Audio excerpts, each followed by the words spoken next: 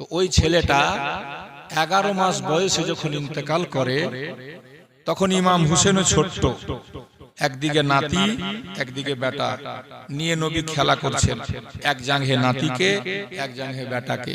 হঠাৎ আল্লাহর ফেরেশতা জিবরিল আমিন এসে বলছে, হুজুর, ইয়া রাসূলুল্লাহ, ইয়া হাবিবাল্লাহ, ও নবী গো, আল্লাহ তাআলা আপনার কাছে একসাথে দুটা ছেলেকে রাখবে না, হয় আপনি নাতিকে রাখেন, না হয় নিজের ছেলেকে রাখেন, আল্লাহ তাআলা একজনকে তুলে নিবে।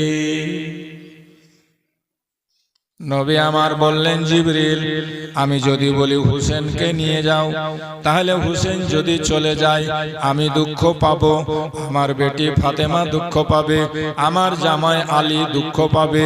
আর আমি যদি বলি আল্লাহকে বলো আমার ছেলেকে তুলে নোক ইব্রাহিমকে, আমার নাতি যদি থেকে যায় তাহলে আমি একাই দুঃখ পাবো।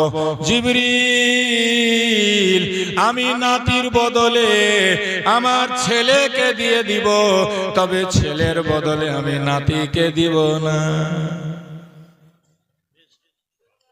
মারা গেল ইব্রাহিম 11 মাসে, আমার নবী কেঁদেছে, নবীজির চোখ দিয়ে টস টস করে পানি ঝরছে, মুখে কোনো আওয়াজ নেই, এই কাঁদাতে কোনো অসুবিধা নেই।